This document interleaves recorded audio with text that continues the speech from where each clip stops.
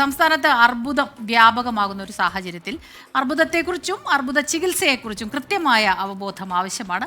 Peritoneal ക്യാൻസറുകൾക്കുള്ള ഏറ്റവും നൂതനമായ ചികിത്സയായ ഹൈപെക് ചികിത്സ നിംസ് ഓങ്കോളജി ഡിപ്പാർട്ട്മെന്റിൽ തുടങ്ങിയിട്ടുണ്ട്. നിംസ് മെഡിസിറ്റിയിലെ surgical oncologist doctor GS Jeevan സംസാരിക്കും. ഇന്ന് ക്യാൻസറിൻ്റെ വളരെ വർധനവ് കാണുന്നുണ്ട് ഇന്ത്യയിലും നമ്മുടെ കേരളത്തിലും. ഈ ഒരു സാഹചര്യത്തിൽ ഈ ക്യാൻസർ രോഗത്തിനെക്കുറിച്ചുള്ള അവയർനെസ്സും ഇതിൻ്റെ ചികിത്സാ രീതികളെക്കുറിച്ചും എല്ലാവരും അറിഞ്ഞിരിക്കേണ്ടത് വളരെ അത്യാവശ്യവുമാണ്.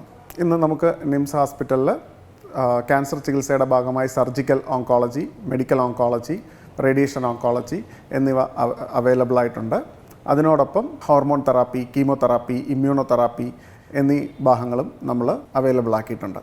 ഇതിൽ ഏറ്റവും പ്രധാനപ്പെട്ടതെന്ന് പറഞ്ഞാൽ ചികിത്സാ ചിലവുകൾ, എത്രത്തോളം ചികിത്സാ ചിലവാകും ഈ ക്യാൻസർ ട്രീറ്റ്മെൻറ്റ് എന്നുള്ളതാണ്.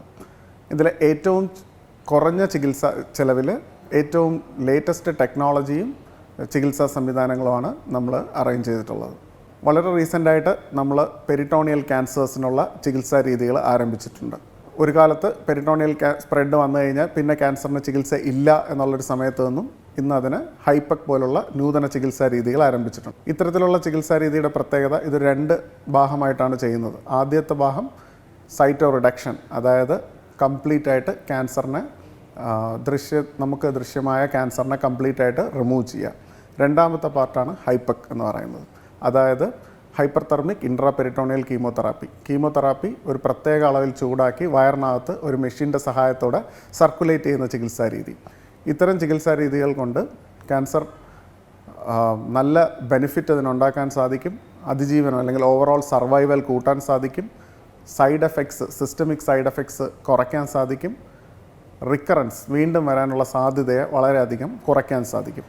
ഇത് സെലക്റ്റീവായിട്ടുള്ള ഓവേറിയൻ ക്യാൻസർ, അപ്പൻഡിക്സിൽ നിന്നുള്ള ക്യാൻസേഴ്സ്, കോളോറെക്ടൽ, സ്റ്റൊമക് ക്യാൻസേഴ്സ് എന്നിവയ്ക്കാണ് നമ്മൾ ഉപയോഗിക്കുന്നത്. ഇന്ന് ക്യാൻസറിൽ ഏറ്റവും അധികം നമ്മൾ ചിന്തിക്കേണ്ട ഒന്ന് നമ്മുടെ ലൈഫ് സ്റ്റൈലും ഡയറ്ററി ഹാബിറ്റ്സും ആണ്. ഒന്ന് ലൈഫ് സ്റ്റൈൽ എന്ന് പറയുമ്പോൾ സെഡൻറ്ററി ആയിട്ടുള്ള ലൈഫ് സ്റ്റൈൽ, വ്യായാമക്കുറവ്, അല്ലെങ്കിൽ ആഹാരം, അമിതമായ ആഹാരം, അല്ലെങ്കിൽ ഫ്രൈഡ് ഫുഡ്, ജങ്ക് ഫുഡ് എന്നിവ കഴിക്കുന്നതിനുള്ള നമ്മൾക്കൊരു പരിധി വരെ ക്യാൻസറുകളെ തടയാൻ നമ്മുടെ നല്ല ഒരു ലൈഫ് സ്റ്റൈലും എക്സസൈസും നല്ല ഡയറ്റും ഫോളോ ചെയ്യുന്നതുകൊണ്ട് സാധിക്കും. ഇനി മറ്റൊരു വളരെ ഇമ്പോർട്ടൻറ്റ് കാര്യം എല്ലാവരും ചോദിക്കാറുള്ളത് ഏതൊക്കെ സ്റ്റേജുകളിൽ നമുക്ക് പരിപൂർണമായി ചികിത്സിച്ച് ഭേദമാക്കാൻ പറ്റും എന്നാണ്.